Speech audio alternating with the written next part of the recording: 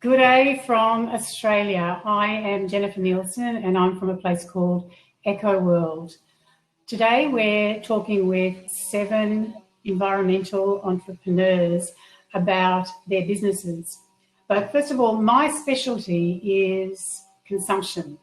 I'm particularly interested in this thing called the impact of climate consumption on the climate crisis. Consumption really got us into the mess we're in, and we believe it's one of the big keys to getting us out of it. The facts are that there's 7.8 billion people on the planet, and according to Unilever, we make around 4 trillion products every year. That's a lot of products, a lot of stuff. Those products go somewhere. They're made somewhere, they use resources, and they die somewhere. One of the oddest things about the world we live in is that we really don't pay a lot of attention to those products. One of the big things that's been changing in the last year or two, though, is this thing called grassroots consumption. So essentially, in the absence of political motivation for all kinds of reasons, political will, there's been a real rise in grassroots consumption coming from citizens who really want to see change in the world. One of the big drivers of change are people like these environmental entrepreneurs. Environmental entrepreneurs stand for way more than they appear, and there's a few key reasons for it. They make great stuff, but in the process of making great stuff, they really educate people about the impact of the stuff in the world. So today I want to share with you the journeys of 7 of these environmental entrepreneurs, starting with James Dutton, who discovered that 25% of the world reacts poorly to plastic wound strips. Maria Abadilla, who educates and advocates for orangutans. Stephen Dunne, who literally is part of a movement that gangs up superannuation funds for citizen climate rights. I'm sure he'd be horrified to hear me say that, but in fact, that's what he really does.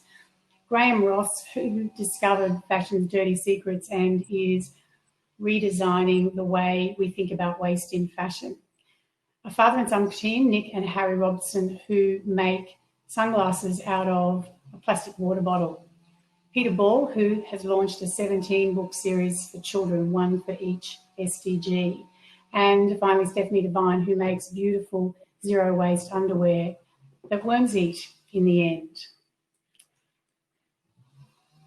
So we recorded our session, we recorded the interviews with the panelists before today for a range of reasons, and I'll share them with you now, and after that we'll move to a Q&A session. I'd now like to introduce you to James Dutton from a company called Nutricare, who make a new age Band-Aid called Patch. James, what is a patch? Well, patch is not a Band-Aid, but that's all good. Patch started because my son had a bad reaction to a wound care dressing. As a father, I put a product on his skin and realised very quickly that he had a problem with it. As we tried other products, they kept on reacting. As I went to the pharmacist, they kept on saying it was a problem with my son. So I started doing a bit of research and realised that 25% of the world population have got the same issues as what he did, which was with these wound care products. With the wound care products, yes. Okay. So we developed this as a skin-friendly product made from natural bamboo fibre and eradicated a lot of the toxic chemicals out of the product to produce Patch, as it's known today. And we didn't start off too green either. We started off as a product, obviously, to fix that problem. And as we grew, we put more emphasis into the fact of stripping away further plastics and everything else out of the packaging to now have a product that's fully compostable off the shelf. So can I ask about that? So was the reaction to the plastic-related chemicals, was it? Is that how it turned out? It wasn't one brand. It wasn't a specific brand. It wasn't a specific product.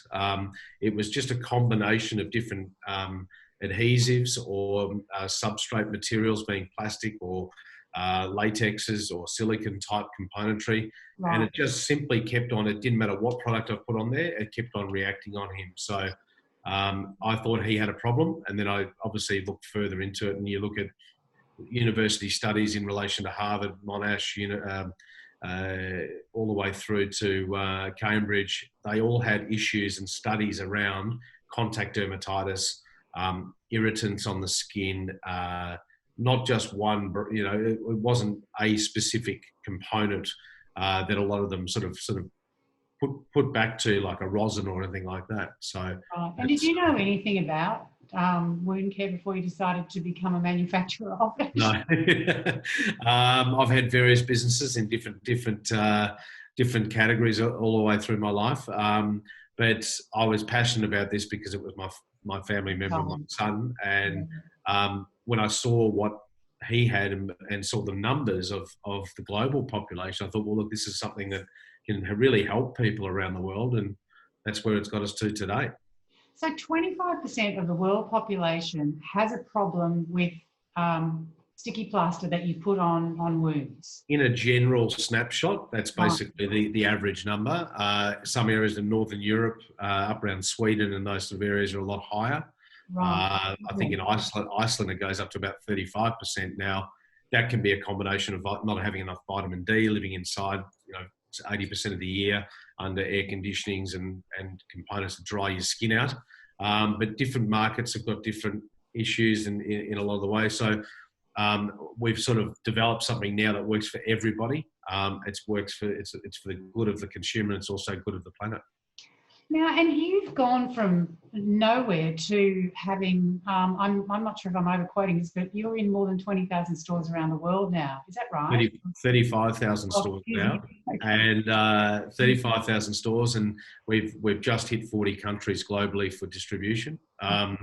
We quickly realised that there was a big opportunity with this market space, and the fact of making something more natural makes it a little bit more vulnerable for copycats and that sort of thing. So we tightened up our production and what the product contained and how it worked, and then we went out to market very quickly to expand our distribution to support the market that we could see that we could actually help. And you're one of the fast growing companies in the US, I understand? Yeah, we just got ranked number 2 fastest growing company in the US with the Mintel data report. Amazing. Amazing success. Like, you think about how COVID actually hit the world in January, and all the way through from January, each month we've grown month on month. We've actually been supported by major retailers across the US, including Walmart and Walgreens, Target, CVS and Sprouts, and all these beautiful, wonderful health food stores.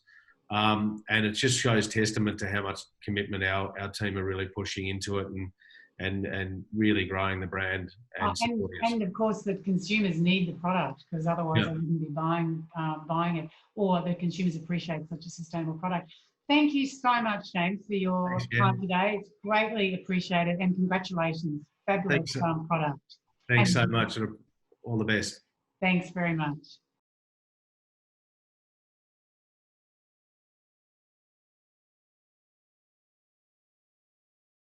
Next, welcome to Maria Abadilla from the Orangutan Alliance. Maria certifies products as being palm oil free, something that is incredibly important and more and more people are coming to understand. Maria, how did you get into certifying palm oil free products? Well, this is a very personal story, Jen. Basically, I've come and lived in Asia for several years, and I saw the impact firsthand on people and also the planet, and also, animals, in terms of the fires that happened in Indonesia, and also certainly on people and how that affects them in terms of land grabbing and those types of issues. But so essentially the problem with palm oil is it's great because it makes products work much more effectively, but on the other hand, the problem is that in order to grow it, you need to plough down rainforests, and a lot of these rainforests are in Asia, aren't they? Normally, if we wanted to create something You know, we would have an innovation pipeline and we would work towards creating alternatives. Right. And when an issue such as this was so big, I just could not understand why we couldn't respond and start, you know, looking for deforestation-free alternatives. You know, so that is why I basically decided that it was time to have consumers such as myself, you know, who are really concerned about this issue, have a voice. And that's what Orangutan Alliance is all about. Yeah, fantastic. So you created the palm oil-free certification, which is you call it an ethical mark, I think. And that, how do ethical marks change the landscape of products and the way consumers understand problems? They change, you know, businesses and sustainability, because firstly, they create demand. So manufacturers need to listen to that demand, and it might result in innovation of new ingredients, for example. And also they have an important role in terms of having communication with consumers. They can raise awareness or garner consumers around a project or an issue, but also we can get feedback in terms of what they believe in something. I think what I'd like to leave everyone with is really, everyone creates an impact. You know, I remember a quote, everyone has an impact and it's really up to you what impact that will be. And, you know, we don't have much time. I remember seeing an article recently in National Geographic, and it said that, you know, 10 years ago, the UN came together with 196 countries to work on areas like climate change. And 10 years later, we haven't met that. Yeah. So I think it's really important that we come together and think, not just rely on policy change, but think what can we do now to create change for biodiversity in the planet. Yeah.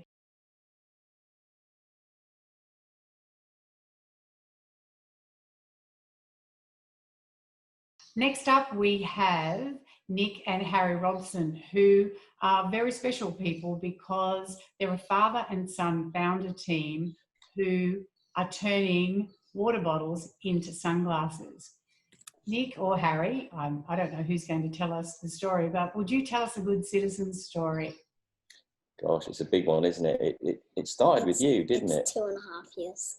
2.5 years. It started with Harry and his brother at school learning about plastic, which is wonderful. But you were a little bit upset about the animals and the planet, and Harry kept coming home really upset and said, "Dad, we can do something about this." And when you were 7 at the time, I think, you know, looks at you in the eye and says, well, what are we going to do? You have to kind of go, okay, we'll do something. So we thought about it, didn't we? We came up with some ideas and we realized that we could play our part. And whilst we might not be able to solve the problem, we can use our kind of skills and our story. So we looked at plastic bottles. Plastic bottles, I think there's 500 billion made, 7% get recycled. And we thought, what can we do with this bottle? There's got to be something. And we live in a hot climate. We looked at products and sunglasses. Sunglasses weigh exactly the same amount as a bottle. So we thought, if we can turn this bottle, one 600ml bottle, into a pair of sunglasses, wouldn't that be amazing? So can I just ask, what did you know about plastic and sunglasses before you decided to turn a plastic bottle into a pair of sunglasses? Well, we knew that much about plastic and knew that much about sunglasses. We started with a purpose, untrash the planet, and we had 4 principles that we thought, we don't need a business plan, it's too complicated. Right. No one sticks to them, and they can change overnight. One phone call can change a business plan. But our principles are always use 100% recycled plastic, no one or the planet ever gets harmed, design a product that lasts and can be repaired. And what was your one? Every worker gets to spend time with their family. So if they're working on the weekend, they get fired. But 2.5 years later, yeah, we're on it. We never give up. So on that, 2.5 years later, you've gone from a father and son having a chat about the plastic waste on the planet, deciding that you were somehow going to find a way to turn it into a pair of sunglasses, and now you own a whole window in Selfridges in London. Yeah, I don't know how that happened. When I heard that we were going to be in Selfridges, and looked at the building, I was just like, That's a very big building. He thought it was a shop, like a tiny shop. Yeah, that's a very, I think this, look, if anyone's watching this, always back yourself with an idea, because you never know what's going to happen every day. But fast forward, yes, there's Prada, there's a doorway, there's good citizens. And we got the window just under 3 months. Amazing, amazing.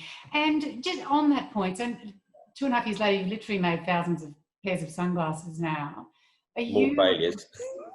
We're recycling that plastic. Oh, good man. Good man. What would you say about the impact that what the kinds of things you're doing can have on educating people and just getting consumers to behave better? How are people responding to it? I think it shows people that you can make anything out of anything, and it's possible no matter what. So you should always have a go. I have a very, very harsh critic who's my best mate, and he's called David. And he walks around with $2,000 Pradas, and he was like, you don't want to be doing this, mate. You know, you're going to lose a lot of money. They're his favourite pair now. And he's made him think, okay, these glasses are awesome, and I feel good wearing them. And it's beyond just wearing them because he's my mate. He's actually thought about his entire wardrobe. He's thought about his house. He's thought about everything. And it's made him think, okay, if my mate and his 2 little kids and wife can do this and take on such a mammoth task, how come other people aren't doing things with recycled plastic? And so that sparked that conversation. And we know our glasses use only 1 bottle. We can only make so much impact, but it's the conversation. And on our website, we measure how many people have seen our brand in the media. And I reckon we're over 15 million people have seen our brand or had a story. So that's interesting, even if it sparks a conversation at dinner or with a friend, or they come back. That's kind of it. We've won. That is it, isn't it? That's how entrepreneurialism can change the world, literally. Thank you so much for your time, Harry and Nick. I'll better let you get back to school, Harry. And best wishes for the future of good citizens. Thank you. Much. Really privileged to be speaking to you. Thank you.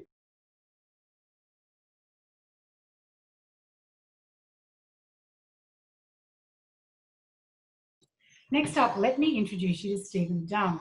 Stephen is the chair of the investor group Climate Change and also on the investment committee for superannuation fund Cebus. Stephen, you weren't always a climate-focused investor. And I'm just wondering, first of all, how did you find yourself in this space? Yeah, no, I think that I found myself in this space primarily because of the risk that the climate poses to investors worldwide. From my perspective, and the more I've read and sort of researched about it, climate change represents a systemic risk of enormous proportions for investors, particularly long-term investors. And as chair of Cebus, we invest money on behalf of workers in Australia, particularly people working in the construction industry, and they're going to, on average, they're going to retire in about 30 years' time. So the average age of the fund is around sort of that mid-30s. So in about 30 years' time, around 2050, most of them are going to be retiring. And essentially, they're charging us with the responsibility of investing successfully for them over the next 30 years. And as I look forward, climate change represents the most systemic and most significant investment risk that we need to deal with. So you really see it through the lens of risk. And do you think, which came first? Was it people like you who started to realise that there was a risk in an investment sense, or was it coming from consumers who were worried about climate? I think it's sort of, it's easy to say a bit of both, but I do think investors, I won't say are late to the party. A number of investors have been sort of thinking about this for quite some time.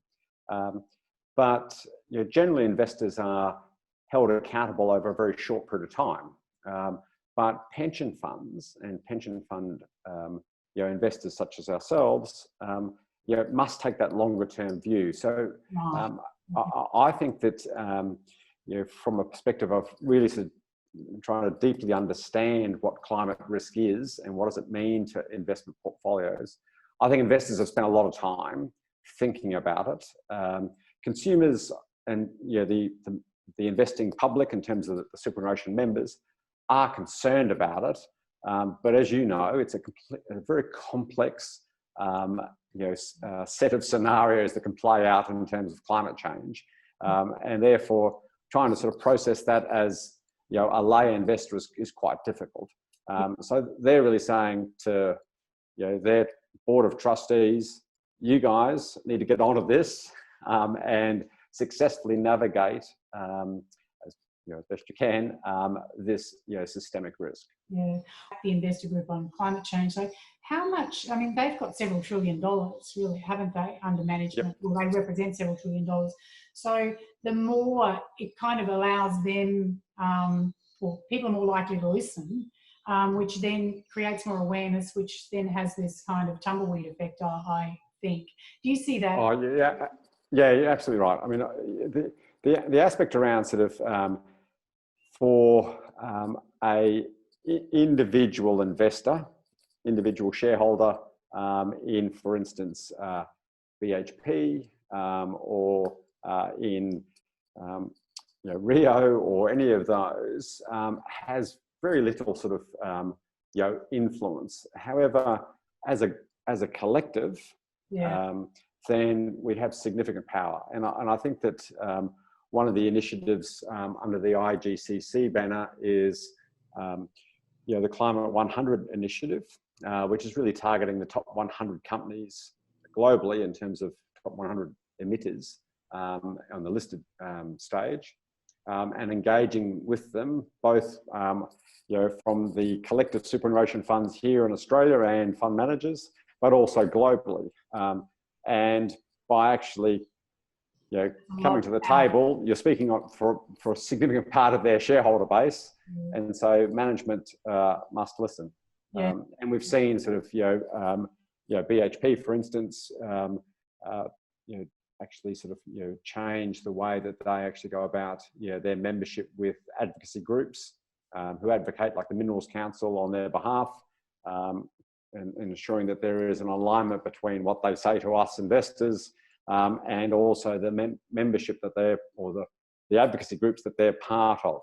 And that's been a really quite important thing. But that only occurs when, for want of a better term, we gang up on them and get change, which we can do, as opposed to, I'm not saying that individuals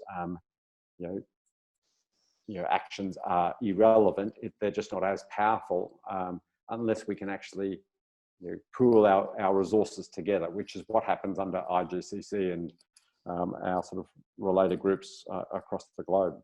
Yeah, it's certainly changed everything really in terms of being able to shift the dial. Stephen, we could talk all day. There's so much to cover. Thank you so much for your time today. Hopefully we'll catch up again soon. Thank you so much. Thank you. Next up, Graham Ross from Blocktexx. Blocktexx recover raw materials from fabrics. So Blocktexx is a clean technology company. We've developed a chemical separation process that deals with blended fabrics. So if you think about your everyday items like your sheets and your linen, your shirts and your pants, often they are made out of two fibers, polyester and cotton. What we've done is we knew that there is value in those materials. And so we developed technology to basically unlock the cotton from the polyester, which allows us to then turn those two materials back into their raw products to be reused in many industries. So what are cotton and polyester really made of? Because that is the kind of thing that I don't think a lot of people understand. Yeah, so polyester is a man-made petrochemical. So the polyester is just another name for PET. And PET is the same material that's used in Coke and Pepsi Cola bottles. Right. It's just, and then cotton is the plant that's grown. What we think about cotton is we think about that to be a really healthy, natural product. But in actual fact, it uses a lot of water to grow the cotton plant, and also it uses a lot of pesticides to control the diseases and the influences. So what's really interesting, something I didn't know up until many years ago, was average cotton t-shirt uses about 3,000 litres of water by the time you grow the plant and you manufacture products. So it's quite interesting how we perceive natural things. But where we came at the business is, my business partner and I have got a background in the fashion industry, and the clothing, we knew that the clothing actually had value. What we need to do is develop the technology to recover those resources back to their raw materials, basically the building blocks that would then become fibers, for them to be reused back into either the textile industry, but really importantly from where Blocktexx sits, is that if we bring it back to a raw material, well, then it can be used in many industries. And so, like I said, the PET is used in bottles and containers. It can be used. So you actually turn clothing into plastic. Well, it was already plastic by another name, but that's correct. Right. Yeah. Okay. So we take something like, so think about a run shirt. We basically recover that, melt that back down, and turn it back into small little pellets. Right. And those pellets are then sold on to a manufacturer, who then remelts it down and then molds it into another product. So that can be turned into playground equipment, tabletops, chairs, a whole bunch of things. Right. And what's really interesting from a cellulose point of view, the cotton point of view, when we separate the cotton from the polyester, it breaks down into effectively a cellulose powder. So it looks kind of like flour. Right. But cellulose is used in a large amount of industries. So it's used as a thickener in paints and adhesives. It's used in concrete as a strengthener, which is really interesting. It's used in cosmetics and pharmaceuticals, and it's even used in the food industry as a thickener, something like corn syrup you'd use. So those two fibers, which we've just discarded in the landfill, through smart technology, is able to unlock that back to the raw materials for them to be reused, not only in one lifetime, but in many lifetimes across many industries. From our point of view, we're one little piece of a large puzzle. We're obviously positioned at the end of one supply chain, but at the beginning of another supply chain. And what's really exciting about the industry we're in is everybody gets to play their part. Consumers, industry, governments. And if we all kind of jump on board with this waste resource recovery timeline, we'll look back and go, why didn't we do this earlier, I think. Yeah, I just love that you're turning it back into the raw materials. It's amazing. That also in itself teaches people, it's taught me what clothing's even made of in the first place. Anyway. Yeah, exactly. Yeah, exciting times.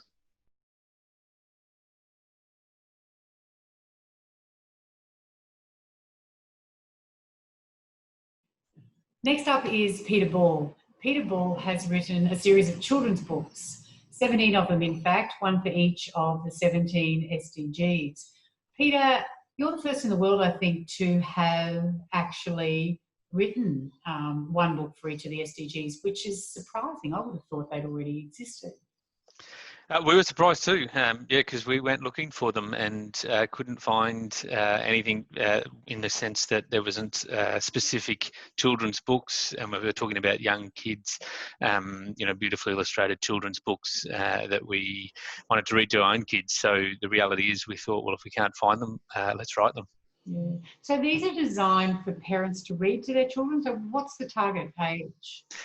So your target age really is probably 4 to 8, or even maybe a little bit earlier. I think we've deliberately chosen the age where there is a parent involved in the reading process, and the numbers still in this even this digital age, the numbers of households where a parent is reading to their children every night or at least once a day is still quite phenomenal, and it's great. But what we wanted to do was write these books where it engaged both the children in the learning process, but also the parents, quite frankly, because and that was also part of it, was that we felt that there was nowhere near enough people who really actually understood or really even knew about the Sustainable Development Goals. So is the objective basically to teach them one at a time because that's a clearer way? Like, how have you done it? It is. I mean, as illustrated kids' books, you know, for that target age, there's not an enormous amount of content, you know, you can go into. But, you know, it's the reality is you can still tell a beautiful story. You can articulate, you know, a message, you know, through words and pictures. And, you know, we are, I guess, and, you know, we're not experienced authors, but we've had a lot of fun, you know, working through the process to do that. Each of the SDGs has got a number of sub-goals. You know, there's a lot in each of them. Yeah. So in the first instance, you know, we've tried to keep these books, you know, light and fun and topical. And, you know, the reality is, you know, beyond the books, in fact, the venture's called Beyond the Back Cover. There will be lots of opportunities for parents, you know, with their kids or even on their own to, you know, to venture beyond the back cover and to explore more, to learn more and engage in the goals. Yeah, that's phenomenal. Actually, you're also speaking to one of the things that seems to be a consistent theme with entrepreneurs in sustainable businesses.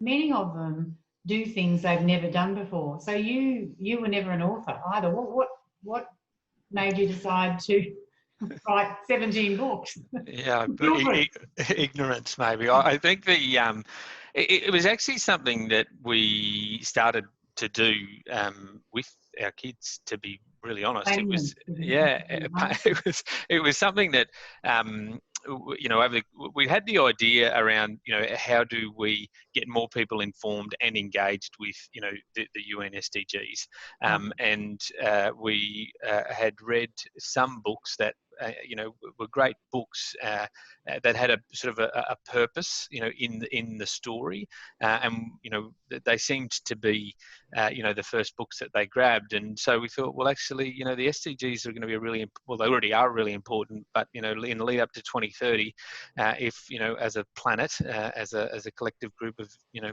citizens, if we're going to engage, if we're going to achieve these things, we need everyone to be on board, and we need everyone to know about them. So we thought, well, let's start with that. And, you know, the decision makers around, you know, food and waste and energy and, you know, all of the things that the SDGs align to, it's the mums and dads. They're the decision makers.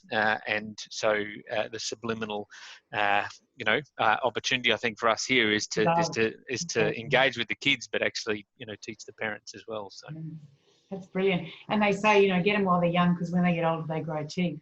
And they can indeed something about it, hopefully by 2030. It seems to be that the SDGs have been, you know, front and centre for the last couple of years now with big government and with big organisations, which is great that they're adopting these things. I think if we stand any chance to achieve them by 2030, everyone needs to know about them. And I think the ability to sort of go, well, let's, you know, get it into every household. So, you know, that would be my plea, I guess. I think your goal is to have every 3-year-old nagging their parents up and down those supermarket aisles to buy an SDG book. That's what it should be. It would be an amazing outcome. Or lecturing the parents on what they're buying because they learned it in one of your books. There is some amazing studies done over time as to how, you know, people change behaviour, and listening to young children is actually something which drives significant behaviour change. So I can tell you on ekko.world, which is the biggest eco community in Australia, that pretty much every new business, new or eco business in the baby space is started by a new mother, without fail. True story. Yep. And it's always for the things that you just no one's solving or aren't being solved well. So we're definitely listening to our kids from the minute they arrive. Absolutely. Absolutely. Thank you. Unbiased opinions. Yeah, indeed. Thank you so much for your time, Peter. And best of luck with the series. Thanks, Jennifer.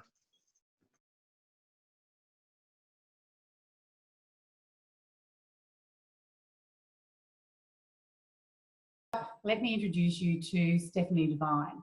Stephanie is from The Very Good Bra, and she makes zero waste bras. Stephanie, how did you get into making zero waste bras? And in fact, what are they? Okay, well, look, my story starts quite a long time ago when I was diagnosed with breast cancer in 2006. I was diagnosed on a Friday. I was going to be in the operating theatre on the Monday, and they told me that, you know, there's so much you're trying to absorb, but one of the things that you need is a non-wide bra and a natural fibre. And so I went off to our largest department store looking for such a thing, and the only ones in my size that were lined with cotton were maternity bras, and I'd just been told I'd never have kids after chemo. So, you know, it's a devastating blow as a young woman, and you just think, well, how is that possible? Why do we not have non-wide bras in, you know, in different sizes, and why not in natural fibres? So it stuck with me for a long time, and then a couple of years later, actually, when I was kind of through it, but still feeling a bit puffy and swollen, I found myself in front of a beautiful boutique looking at these beautiful bras, and she said to me, are they maternity bras? And I explained my problem, that I was a breast cancer survivor, and she said, oh, there's nothing for people like you. Oh my goodness. I know. So, and I was a bit shocked, and you know, I thought, well, it's just really wrong. I mean, there's 1 in 8 of us getting breast cancer. Why can we not make non-wide bras in natural fibres? What is wrong with the world? And so, yeah, it stuck with me. I didn't do anything immediately because I didn't think, you know, until you get to 5 years, you don't necessarily think you're going to make it. But then once I got to that point, I started, and I worked with a bunch of people to make my first organic cotton wire-free bra. And but you wanted to take it for everyone, didn't you? I mean, it's amazing to survive breast cancer. Yeah. The issue is that what's in bras isn't particularly pleasant, really. Yeah, so look, first of all, I wanted to solve the problem of why are these things not available, and why do we only have them in small, medium and large when women are not small, medium and large in the real world? Who's small, medium and large? I don't know these people. So there was that problem. You know, you can get loads of sizes in wire-free and nothing, in wide bras and nothing in wire-free. And then the more I learned about the industry and the fact that, you know, they're all made of polyester, and even the ones that are made of organic cotton or bamboo have spandex in them, or they've got nylon elastic or polyester sewing thread. And if there's, you know, 2 billion women potentially on the planet wearing bras, and the average woman owns 9 bras, that's 18 billion polyester bras going into landfill. And that's a hell of a lot of, you know,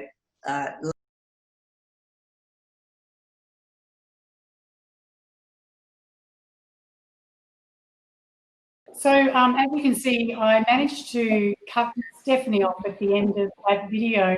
Stephanie, would you mind just finishing your story briefly? Sure, yeah. So I was motivated by all of the methane gas that was going to be created by 18 billion nylon bras going into landfill, and just decided that I really wanted to do something about it. And so, you know, I think you'd asked me at the time, you know, why do I carry on? And it's interesting listening to Harry. You know, if you don't know better, you just think, oh, I'm just going to do it. What could possibly be so hard?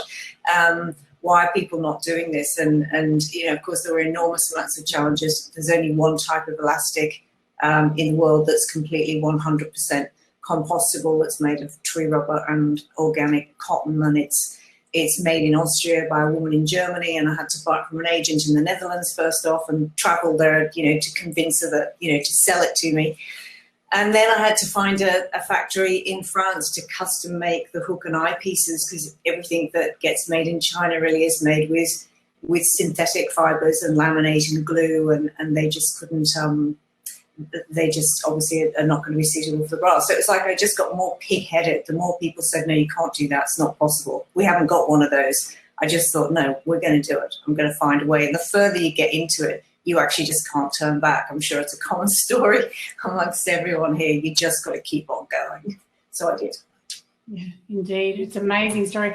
Actually, on the subject of being pig-headed, would anyone else like to comment on that point? Because it's definitely something that we all share. Harry, would you like to say something, or Nick? I think the question, you've just got to have determination, haven't you, if you're going to do something. So if you want to do something, you have to put your mind to it. Otherwise, you're just going to be like, I don't know anything about this, so I'm just going to give up. You're not going to do that if you want to get to a stage where you're selling. It's definitely a trait, isn't it? I think everyone in this room today, or on this call today, nobody actually did the thing that they, or made the product, or had anything to do with the product they're making today beforehand. Would anyone like to comment on that? I'd just like to say the one thing is, you know, if you knew how hard it was going to be because you were from the industry, you might not start it in the first place. It almost takes that level of ignorance to decide to give it a go, because you just think, oh, that's too hard. Whereas if you don't know, you think, oh, I'll do that. What about you, James? I just love the fact that we're sitting in a group of people here.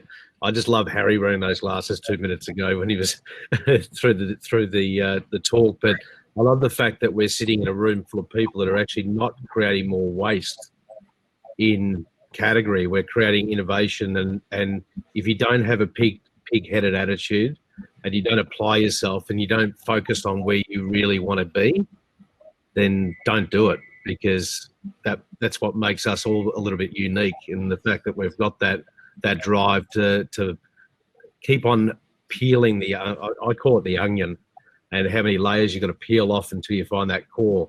And that's, if you can learn how to do that journey and enjoy each layer, even though it's as bad and as good as what it can be, that's what drives our entire team. And that's what attracts the passion that you get from an amazing culture that drives the brand further. So I think we're all very fortunate that we've got great people around us that support our craziness and our ludicrous ideas. But I think you've just got to bite the bullet and go for it.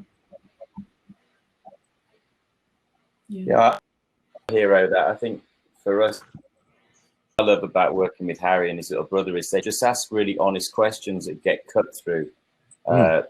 Too many things are complicated in this world, and if something's complicated, people can't get behind it and adopt it because they don't understand it. You need people to share the thing you're doing. And so I think working with Harry and his little brother, it's just, we try and make it as fun as it can be, but when you're not making money, when problems, I think the purpose, and ours is to your point, James, untrash the planet, not trash it more. So everything we do is that one filter. If it's untrashing it, we do it. If it's adding to the waste problem, we just don't do it. Would you agree? I think it's... Hey, Harry, can you make a custom set of sunglasses for our Patch the Panda? Okay. Yeah? I'll see how that goes. There is a light there. Yeah, we've got your product at home. It's in the drawer, so we know your product well, James. No, fantastic. Maria. Yeah, I think when you start on this journey, it's coming from some kind of demand. And it's quite interesting that, you find yourself when you start on the journey that there are a whole lot of other people that have got that same belief or looking for that same solution as you. And when you've got the guts and the determination and the passion, soon enough, people start joining the journey. You find the investors, you find the projects, for us, the projects to fund and support in conservation, and the talent comes. So I think it's that passion and really the need for a new type of innovation. Yeah, actually, and to that point, one of course, time is going to get us in the end, but I think there's two points I'd really like to do a quick whip around on to leave everyone that's watching with. And there's two things. I think one of the things that I see a lot across all businesses in this space is a lot of it's about not doing stuff. So to the point that was made earlier, it really is about not adding to the problem. It's either fixing the problem and not creating waste, or actually not doing something in the first place to actually create a problem. And I think, and then that swings around to consumption and the consumer. One of the biggest points that, as a group, each of you and millions of others like you around the world are doing is bringing an awareness to citizens in a way that I think is becoming incredibly important for the grassroots change movement. Could I get a comment from everyone on that, like how they see the momentum and the importance of that systemic impact that each of you have on making a difference.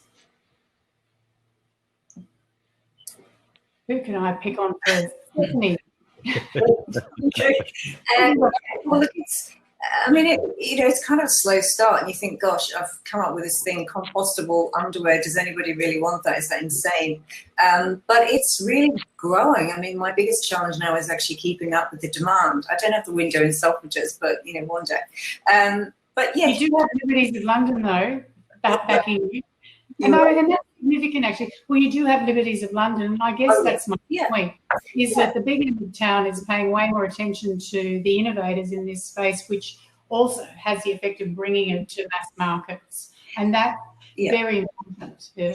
That's exactly right. So Liberty didn't have a knit in an organic cotton, and I didn't want to make unless it was in an organic cotton. I didn't want a BCI, and so eventually after 18 months they came up with a material that I could use because they love the idea and they recognize the potential of the smaller brands and the people doing more innovative things, and that really is the way of the future. So that was a good way for someone tiny to influence someone a lot bigger. But there's definitely such a lot of growth out there, organic growth. Yeah. Thanks, Stephanie. Graham? I think what's really interesting is that there's a lot of conversation in this space, and there's been a lot of conversation for some time. And there's often groups forming to talk more about sustainability and what we should be doing.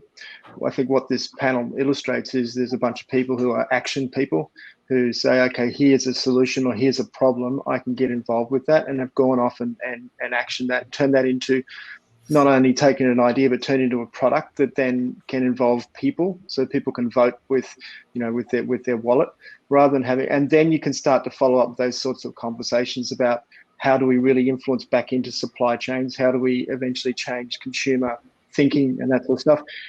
I think we kind of get caught up with a lot of conversation about circular economy and what needs to happen, rather than actually getting in and getting these grassroots companies up and running, funding the innovation, so that we can start to influence, and actually so people can really see the real tangible stuff. Even after spending a fair few years in this space, I get confused by some of the terminology and how we're actually going to solve the problem. And so it's very hard for people who are trying to put food on the table to be really actionable. The really easiest thing they can do is to buy some compostable underwear and know that they're doing the right thing. Yes, indeed. It's quite interesting that there's something about the issue of money that makes it unspeakable, and yet it's the plain truth point. It's where the rubber hits the road. It's where all consumption begins and ends, and yet it's not something we focus on. It's very odd.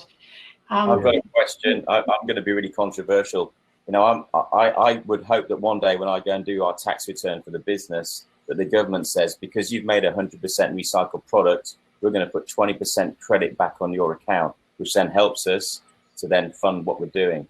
And that's what I'd love to see, right? Because it's despicable. We've self-funded it as a family. We're not going to have the family holiday for about the next 20 years, but we're having a lot of fun. We're not complaining.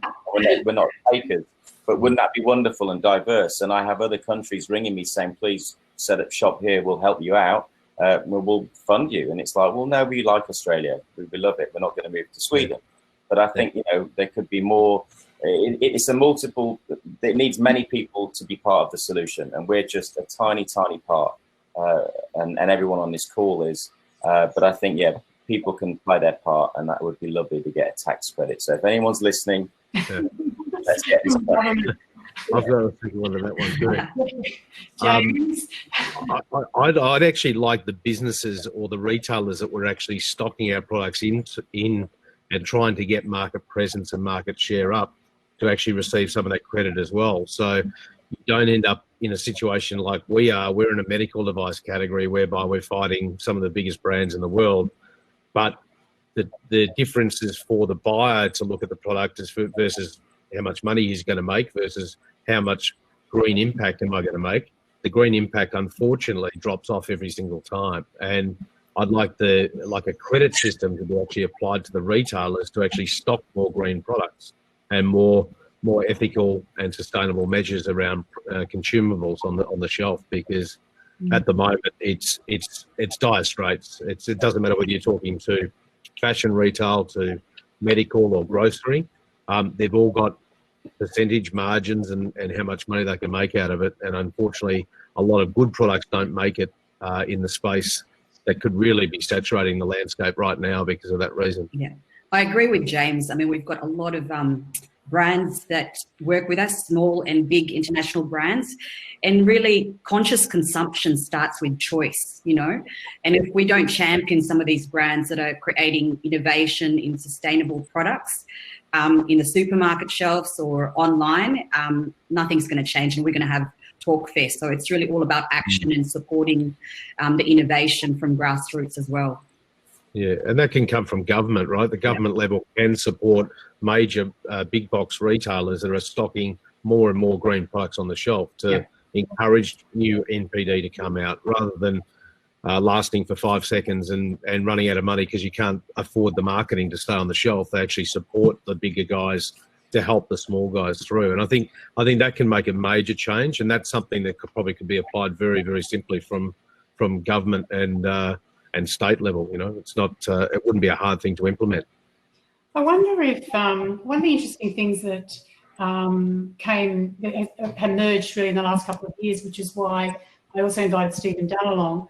So is this link between pension funds and citizens starting to say, you know, enough's enough because 20, 30 years, I'm not going to have any money left to live on, essentially. So it's not even about a place to live. It's about money to live on because, you know, the investment is going to die. Just that angle makes me wonder whether there isn't something that would eventually cut across this retail space as well. We really need to keep on it, or looking for angles. Maybe it is putting pressure on people like, you know, pension funds and long-term investment, because they invest in shopping centres and these kinds of places as well. But certainly, you know, the retail fight, which I think is part of the reason it's hard to get a voice, isn't it? The retail fight has always been about those with the money have the marketing dollars, and the green guys are filling in, you know, the space, if that makes sense, without the money, which is why so many of them are manufacturers straight to market without having a retail infrastructure come from. Anyway, you all know that. Can I just say thank you so much? We're going to get tipped out. The women there's a panel for the Asian entrepreneurs on next. That's the We Empower competition, which is a global competition of women entrepreneurs who are furthering the cause for the planet we live on by 2030. Thank you all so much for your time, and thank you so much for your amazing work. And hopefully a year from now, when we're back here again, maybe we will see a big gap, you know, in how much we've advanced the cause at this point of purchase level. Thanks so much, everyone. Thanks, guys. Thank you. Bye-bye. Bye.